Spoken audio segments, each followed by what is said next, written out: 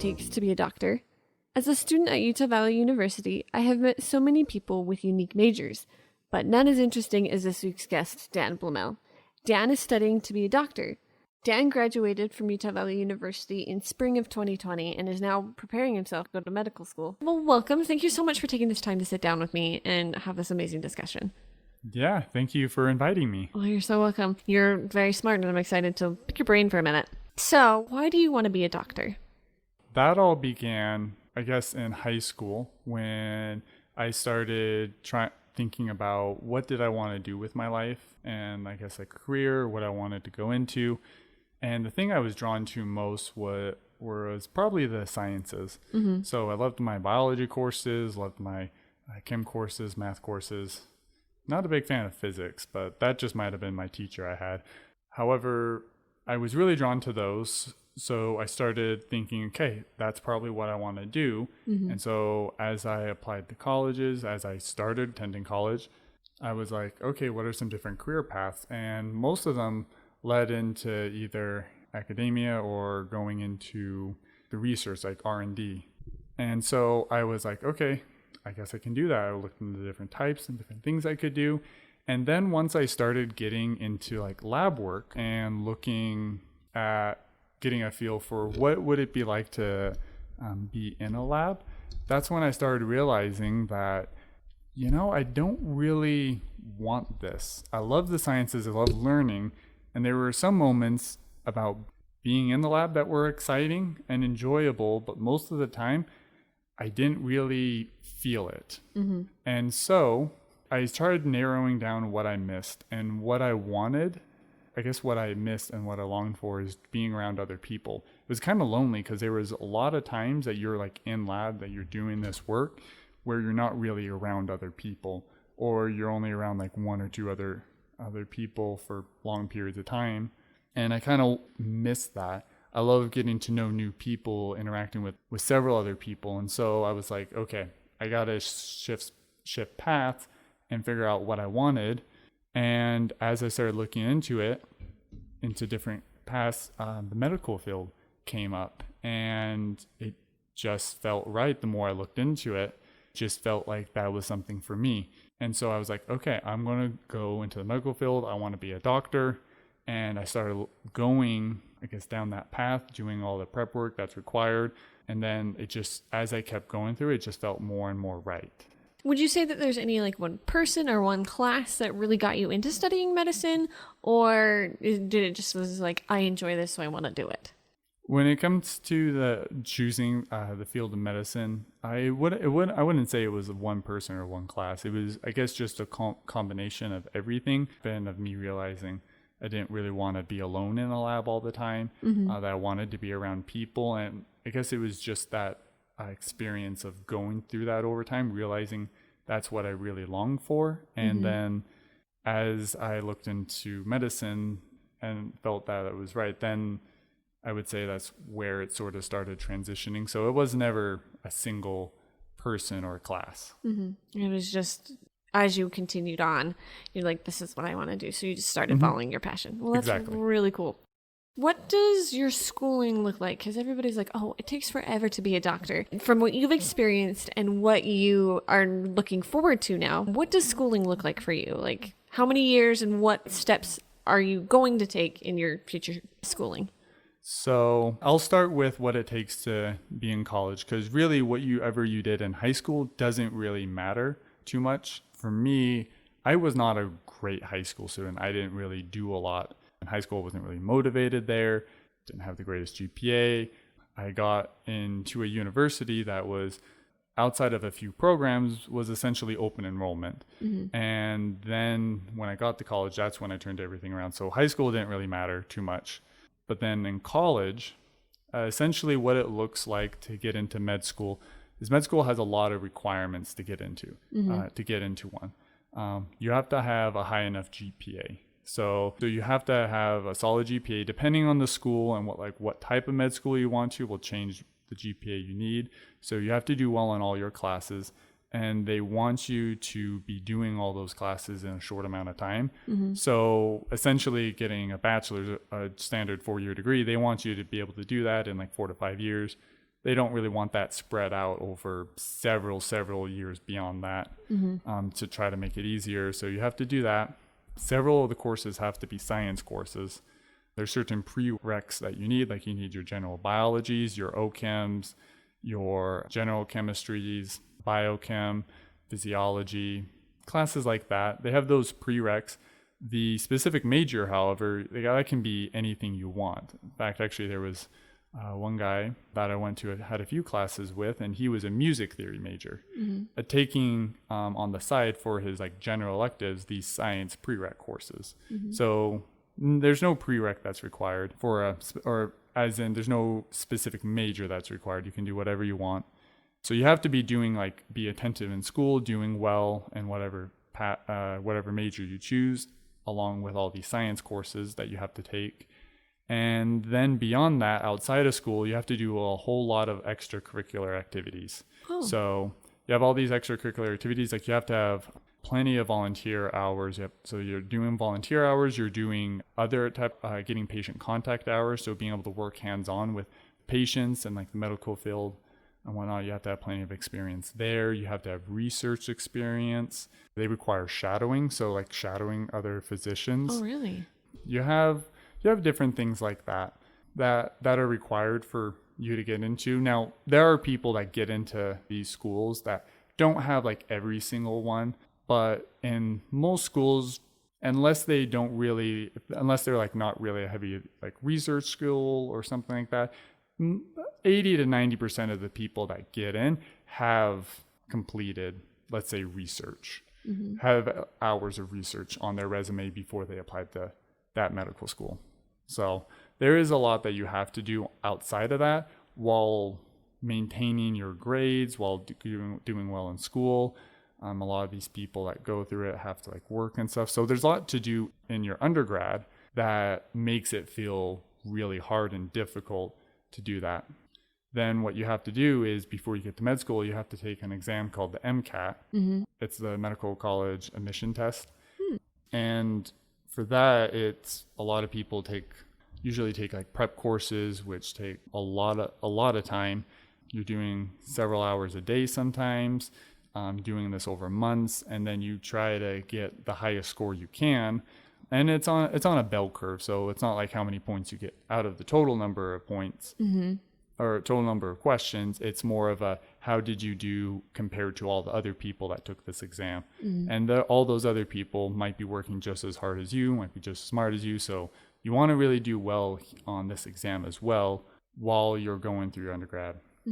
Then that comes the application process, which takes, some people spend thousands of dollars going through the application process, writing essays for all these med schools and everything, which takes a lot of time. But once you're in med school, once you go through all the interviews and everything and you get accepted to a med school, you attend a med school, then you have 4 more years going through med school, taking some of the board exams and whatnot. And after med school, then you have about, depending on what specialty you have, between 3 and 7 years of more of a residency or a fellowship before you are, let's say, an official doctor that can go on his own. So it's a lot of time. Most of that time near the end, that residency fellowship isn't as like a normal undergrad. A lot of that's like hands-on, working in a hospital, whatnot. But it's still like really long hours and still studying and all these things that are going on. That's insane. So it's like approximately 12 years of school, you say, or more? Yeah. So you have like the 4 years of your undergrad, 4 years of the med school. So you have 8 years there. If I remember right, I believe like a general family doctor, I believe he has like a 3-year residency. I might be wrong about that. But then with the 8 years of schooling, that's about 11 years to be a family doctor. If you're doing some other specialties, so like let's say you go into internal medicine, that's a 3-year residency there. So that is 11 years there. And then you can go and do other types, do a fellowship in another type of specialty, like for oncology, that would be another 3-year residency, or is that not residency, sorry, a 3-year fellowship. So then you're adding 3 years on top of that, so like 14 years. It can get up to 15 depending on the specialty. Wow. So it just depends on what you're going into. What are you wanting to specialize in? That I haven't decided. There's, I guess, different things that I have found interest in as I research the different things I could go through. However, one of the, I guess, difficulties with choosing a specialty or saying that you know what specialty you want is you don't have hands-on experience as a doctor in that specialty. You can shadow these type of doctors. You can maybe work as a volunteer position or like a CNA or something in maybe a clinic that has this specialty, but you yourself will never know what it's like to be a doctor in that position until usually you get to med school and you go, like the last few years of med school are where you do your clinical rotations, and you do a lot of hands-on stuff in hospitals. You'll have different rotations for each type of specialty. So you'll have like a surgery rotation, and so you'll get to experience what it's like to be a surgeon. Depending on how long, it could be a few weeks, could be a few months for each rotation. And so you get to go around and try it. So really, that's when you can get a better idea of what specialty you want. It's really hard for me to say now because I haven't experienced it hands-on. I've only been able to see it either from a distance or through different subjects. But ones that I have like enjoyed as I've like looked into like shadowing, gone through my own personal research of them, like cardiology, oncology, neurology have all been stuff that I've been able to find enjoyment in. However, what it's like to be a doctor in that I won't know until near the end of med school. And that's when I'll be able to be like, yes, these are the specialties, or this is a specialty I really want and want to keep. Okay, so it's like not until you get to medical school and experience them, you will make that decision. Yes. That's really cool. So you and we both attend Utah Valley University here in Orem. And UVU is a very interesting school. It started as a small trade school, but now has exploded to the biggest university here in the state. And so it's been interesting to see like how it's grown. How has your experience at UVU prepared you to go to medical school and to become a doctor? Like what unique experiences did you get here at UVU that you probably wouldn't have been able to get anywhere else? So I guess some of the things that I've been able to receive specifically at UVU that I noticed as I came onto campus, a lot of the diversity. I know we live in Utah Valley, so it's generally a very non-diverse place. However, in terms of other aspects, such as like religion or other things, there was a lot more, I guess, like the standard white LDS person or people that attend UVU. And so I've been able to see get a lot more perspective from other people that I normally didn't grow up with as kids around my neighborhood or in my like elementary school, junior high, stuff like that, growing up here in Utah Valley. And so being able to see a lot of other people, from different places, different states that chose to come here, I've been able to get a lot from their perspectives. So that's like one thing that I actually really value from attending UVU. And I'm sure, I know you get that from other universities as well, but I guess that's something that really stood out when I attended UVU compared to, I guess, my general like schooling, like K through 12 schooling. You've told me about this and I find it very interesting. UVU has a Cadaver Lab, which is not very common at many universities. Tell me about the Cadaver Lab because I know you love your cadavers. Yes. So the UVU anatomy program is fantastic and it's very well known throughout the U.S. In fact, a lot of nursing programs love students from UVU because how well our anatomy program is, how difficult it is. It is quite well known for the level of difficulty. And we also have a fantastic cadaver lab. I know at some points I've been told we've had up to 27 cadavers at one point. That's what I've been told that what we have. I can't confirm that. What I know we have at all times is we have 12 available cadavers for all the general anatomy students. Yeah, so we have 12 available cadavers, 6 in each lab that we have. And then I know we have 3 other cadavers that are available for like the advanced anatomy students that are taking that class. So we have 15 cadavers. The other ones I've been told of that go above that, I don't know.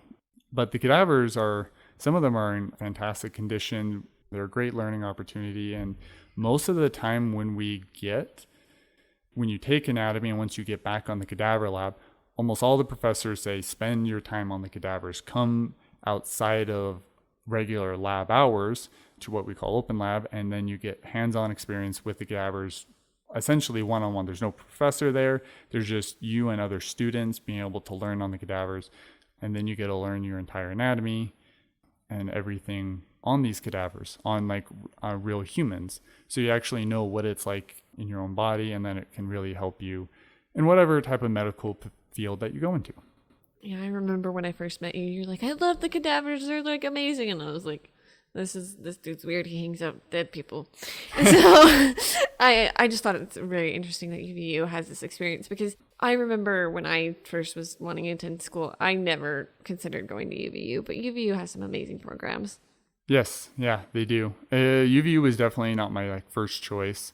However, when I ended up choosing to go here, I wasn't, I guess, 100% sure that was the right choice. But now, as I look back, and even as I was going through it, there was never a moment where I was like, I wish I went to a different school. The entire 4 years I attended UVU, and even now, after I'm graduated, I still have said and will say that no, UVU was the right choice. It was a perfect school for me. So you said you've graduated. Well, congratulations on making it through your first 4 years of Thank schooling. you. You've still got a long way to go. Yes, I do. But can you say, is there a specific person or specific professor that you have met at UVU that made a huge impact on your education? Can you think of one person or multiple people?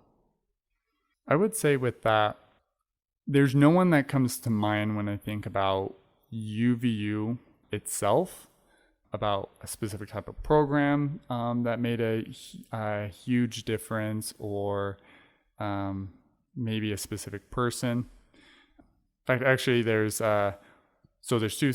probably two people, or a program and a person I want to talk about. The person comes outside of UVU. That was actually during high school when I started realizing science is the thing I want to do. And I was like, I want to know what type of science I wanted to do. I went to my biology teacher and I told him, I was like, hey, I want to go into the sciences. I don't know what to do. Can you help me figure out what would be best? And what he told me was like, okay, hey, your next year's your junior year. What I would do is I would take every single science course you can, as many as you can, fill your schedule with that. And then whichever one you like most, pursue that your senior year of high school with AP class. Maybe look into having that be your major. And that's what I did. And that's when I was like, I don't like physics. So I decided not to go into physics, but I love biology and chemistry. And so that drove me to choose my major as biochemistry when I attended UVU. And that put me on the path to make sure I took all the classes and met certain people and professors along the way. And certain people, as in other fellow students that became good friends that helped me on this journey to apply to med school, because several of them were also doing things along those lines, like research or other of those extracurriculars, or taking those prereq classes. So that had a huge influence on changing the trajectory of my schooling. I would say the program at UVU specifically was probably what's called the SI program, or the Supplemental Instruction Program. It's a program that UVU has where essentially the way it works is, as an SI leader, I would attend a class that I've already completed and whatnot, and usually a very difficult class, and I would attend it with these students. And then what I would do is I would hold type of review sessions outside of it, but it wasn't supposed to be a lecture-based type review session. It was more like an activity based, where I would be almost like a group study leader, and I would have all these things planned out to help them learn this material on their own. I would help encourage the students to try to become more independent, and I would just have activities to promote them interacting with each other and whatnot. And that probably had the biggest influence on me to help me realize that what I really want is to be around people, because that's been probably my favorite job I've ever had, is just being able to interact with people, make all these friends. Essentially, one thing I told my boss that I considered a job is, it's basically a job of just making friends. That's my job. And then helping them on the side learn the material, you could say. Wow. Yeah, when I met you, you were in the SI program, and I was like, wow, he definitely knows what he's talking about. Have you faced any challenges in your education? Because you've gone through your first 4 years and you've Yes. graduated and you're getting ready to continue on to your next few years. Thus far, have you faced any challenges? Yes, I have. So probably the biggest challenge for me personally is, I guess you could say I'm slightly lazy. You would think that maybe I'm not because I'm going and I got a degree in biochemistry and whatnot. However, when it's outside of like a strict schedule, like I don't have scheduled, no due dates and stuff, sometimes I have a hard time like motivating myself to work when I get tired and whatnot. And going to med school, there's a lot of times when you're tired, you just have to keep going along because what you want to do and go into the medical field, that desire for that should be great enough to overcome any slothfulness you might feel.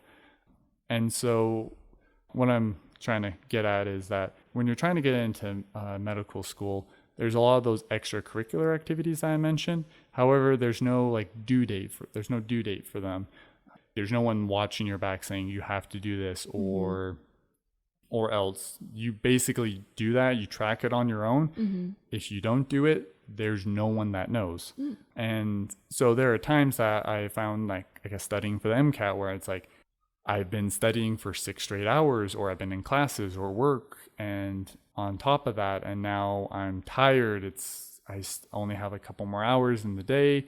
I kind of want to just go home and relax, but I probably should study for the MCAT, or I should maybe try to plan out more of those extracurricular activities, trying to plan ahead, trying to figure out where could I get more of those hours, so to speak. And sometimes I have trouble, I guess, motivating myself. And so that's something I've had to learn throughout my 4 years, is how to really try to stay self-motivated, especially when no one's watching. And you could say there's virtually no consequence to not do it, because you still get the degree and whatnot. A lot of people still say, hey, you're successful, you graduated from college, you're still planning on going to med school.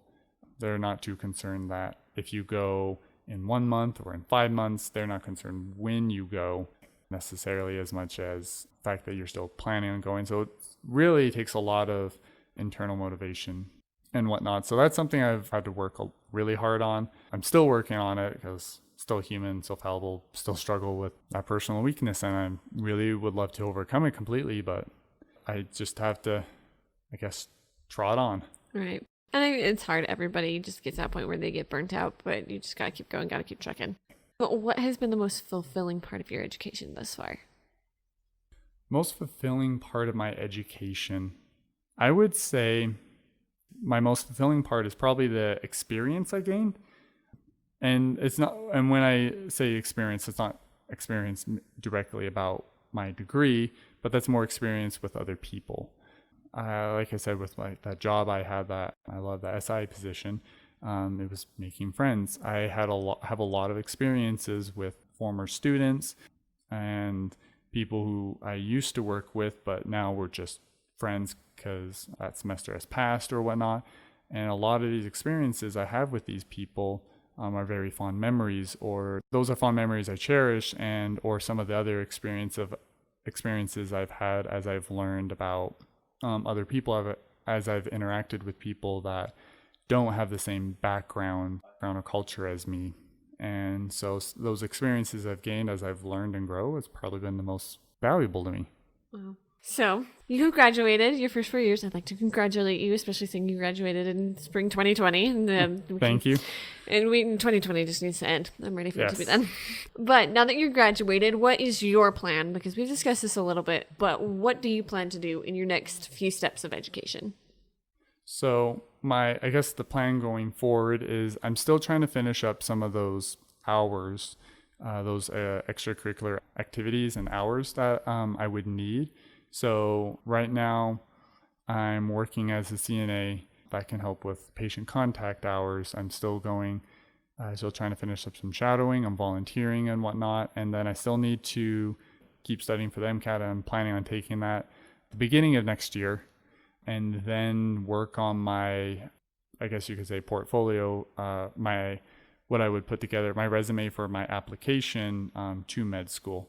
And so I guess that's my next plan over the next year is do all that, finish up everything I need, apply to med school, and then hope to get a few interviews, and then hopefully get those interviews and maybe get at least hopefully one acceptance in the next year. That's amazing.